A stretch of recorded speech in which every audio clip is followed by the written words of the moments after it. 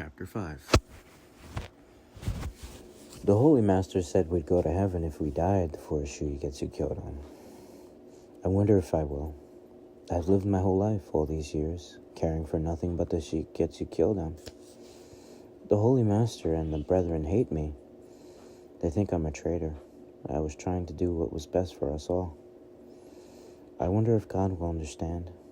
Or will God send me to hell like the Master would? Either way's fine. At any rate, I'll know soon enough. When she opened her eyes and saw water cutting diagonally across the gloom before her, Lily understood that she was neither in heaven nor hell. It wasn't the water that was diagonal, but her, lying not on the bed but a wall. To her right, a broken fluorescent light on the ceiling was close enough for her to touch it, if she reached for it. She had leaped into the sinking ship, and yet she had somehow managed to survive. I know I have terrible luck, but this is ridiculous. You awake? Ah, Lily jumped at the sudden voice. She turned to see the cheery blue eyes of Uzumaki Boruto, the person she had lied to and taken advantage of. You saved me? Yep, he replied casually. Don't move too much. It could bring half the ship down on our heads. She surveyed their surroundings. They appeared to be inside an air pocket in the upper part of the skewered cabin. The water level hasn't changed for a while, so we're maybe done sinking for now, Boruto said. If we just sit tight, old man Sasuke will come to the rescue. You really trust him, huh? He is my master, after all. They fell silent again. Lily bent her knees to sit in the small place between the water and the wall, and stared silently, absently, at container fragments and chunks of wood. Next to her, Boruto was feigning indifference, but she knew he was watching her hawk-like. Why did this kid rescue me? Hey, why is it called Shigetsu Kyodan anyway? He asked, out of the blue. Huh? I mean, the moon's usually silver, right? But Shigetsu means purple moon. How come? Because that's how it looks, Lily replied. Not looking at him in the fall, in the water around the island where I grew up, the plankton multiply all at once, and the sea turns this reddish color. When it does, the reflection of the moon in the water has this purple tinge to it. The purple full moon, so beautiful, shimmering on the surface of the sea, cloaked in white waves, our ancestors saw the presence of God in it. That was the start of the Shigetsu Kyodan. She clamped her mouth shut in her joy at being asked about her home. She let herself go far too much into detail. Wow. Is that what happened? Boruto's admiration sounded so, isn't it? Huh? So you guys like the night sky? What? Lily frowned. Your piercings are like the constellation, he pointed out. Saying nothing, she turned her palm upward and lowered her hand into the water. The surface shimmered and moved, lapping gently at her hand. The skin on her fingertips was twisted in a spiral shape like burn scars. Boruto had seen that shape spiral before. He'd once read that this sort of scar came from the heat generated by electrical current passing through the body. It had even had a name, lightning crest, he murmured. Lily glanced his way before nodding slightly. Yeah, you probably guessed it, but my specialty is controlling other people with bioelectrical current. That's how I snuck out of the house arrest, too. I got these crests during my training. Is the ability hereditary? Boruto asked. It's learned. She pulled her hand from the water and waved it lightly, sending droplets scattering. To acquire the technique, though, you need to practice actually sending current into a human being. Every single day, day after day, I fired electricity at my master. I was 9 when I started training, and by the time I finally mastered it, I was 14. And your master? My dad, the leader of the Shigetsu Kyodan, my teacher.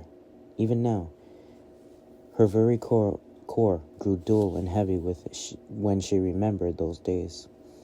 It had been such an extreme training. Firing bolts of electricity at her own father had made little Lily cry.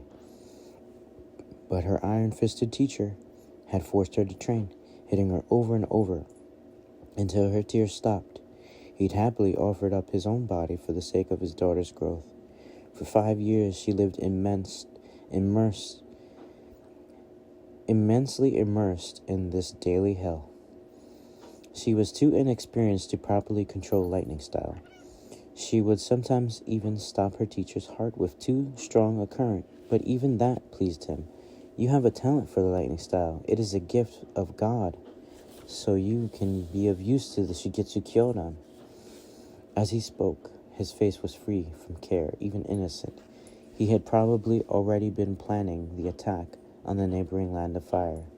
Maybe he hasn't been in his right mind for a long time now, she thought. Or maybe all that lightning style I poured into him made him lose his grip. After I learned how to manipulate bioelectrical currents, it was decided that I would be sent to the village Konohara. That was my break with my teacher. I insisted that the best strategy was for me to first make myself a part of the village and gain some position of influence, like as a manga artist or an actor or an idol. Once I had the ears of the people, I could teach them about the Shigetsu Kyodan. But my master, her voice grew quieter. He wasn't interested in spending any time on a real mission.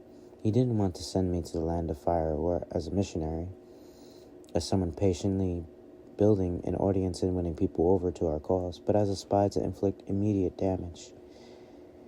We argued about this over and over until finally I fled the island alone.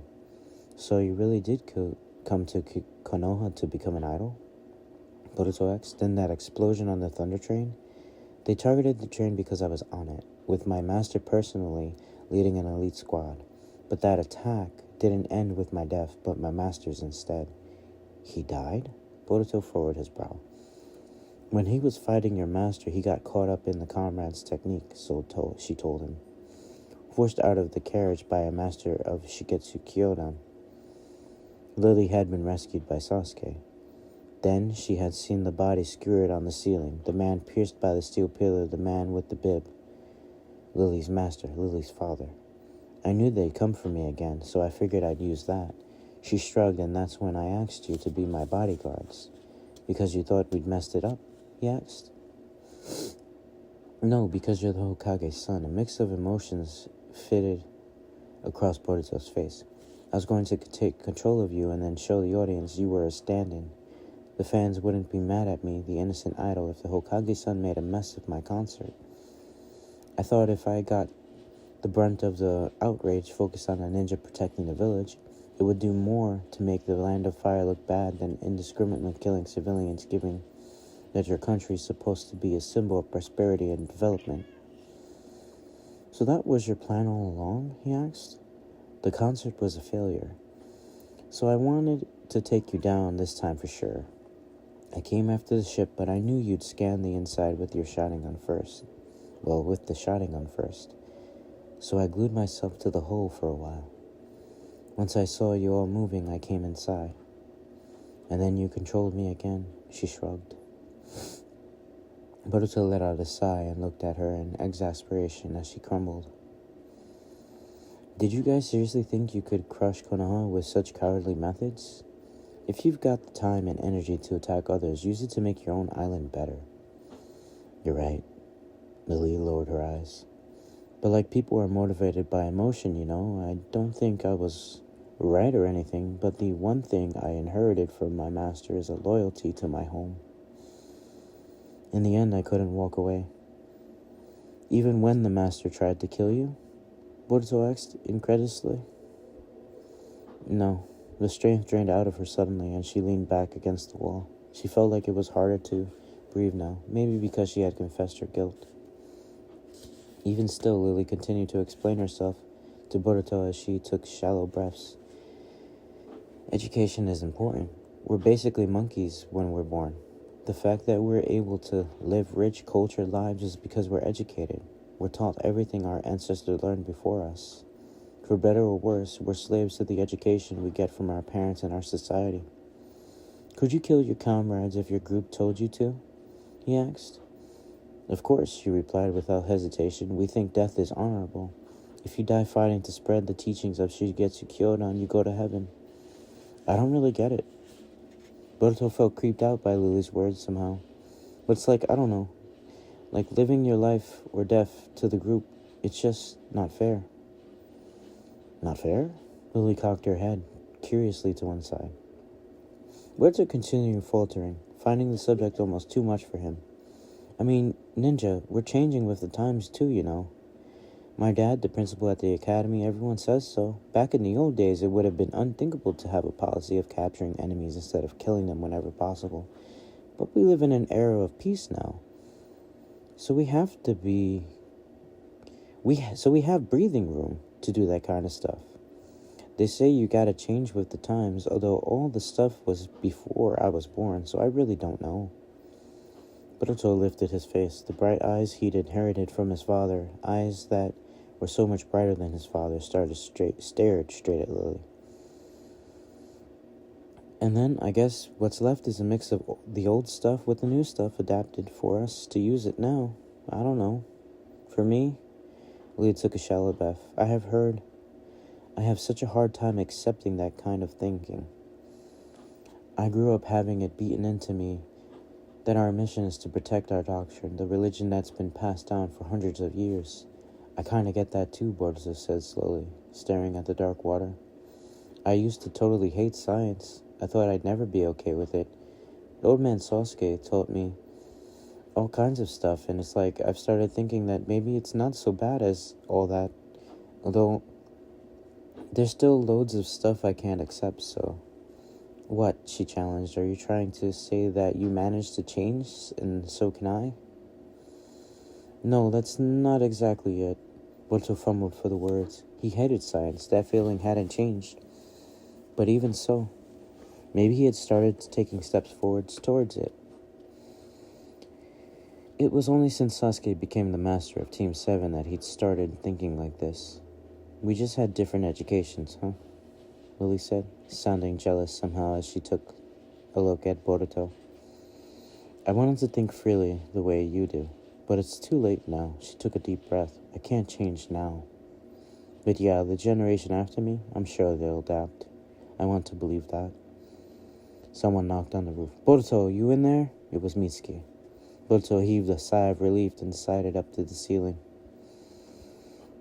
Mitsuki, I'm here. You sound okay. What about Lily?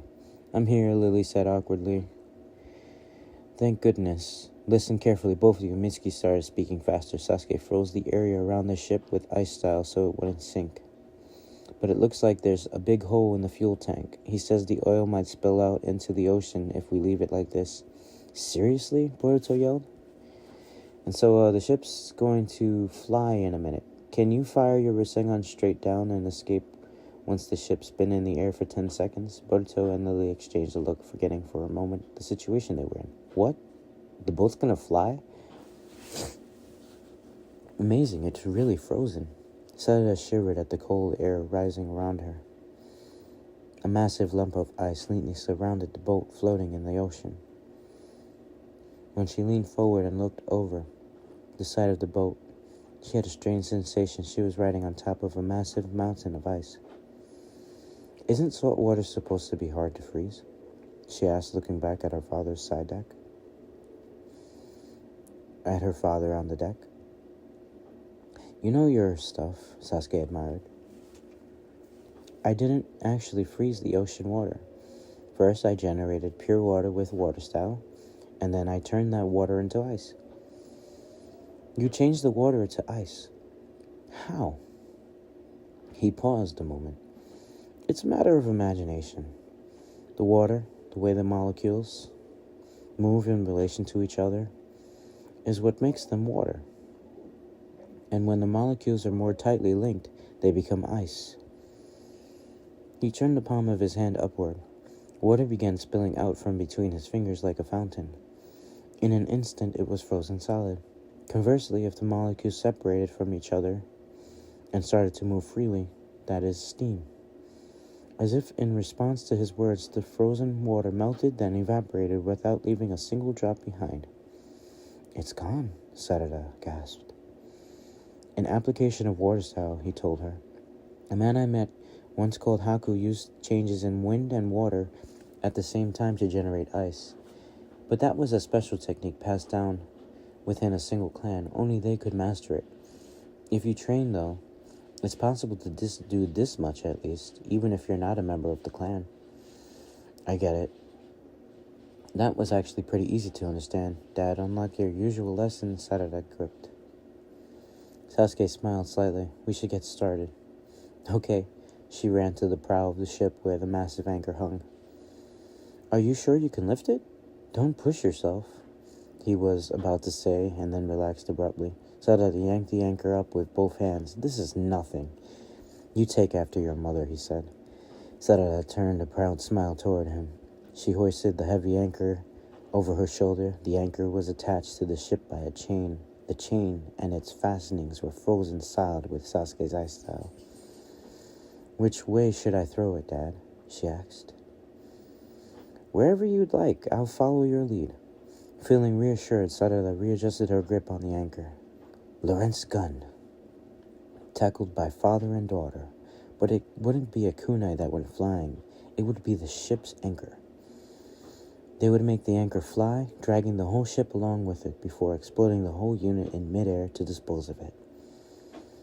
But if they could burn it to ash with ultra-hot flames, they could limit the damage to some ash on the ocean surface, which was far better than the oil leaking out into the water. Sasuke looked back at the battered deck. Somewhere inside the frozen boat, there was a very stupid girl who had willingly jumped into the fissure in the deck, and an idiot boy who'd gone after her without giving a second thought to his own life. He had to save them and tell them not to be so reckless. It was his responsibility as Boruto's teacher. Standing at the railing on the prow, Sarada lifted the anchor above her shoulders. Here we go, Dad. Any time. She sank down and took a deep breath before throwing the anchor as hard as she could. Take that! The steel anchor flew into the air, pulling the chain along with it. From the palms of his open hand, Sasuke shot 2 crackling bolts of electricity. The instant the electricity hit, the anchor shot off faster than the human eye could follow. The chain snapped straight, and the block of ice around the boat began to creak and groan.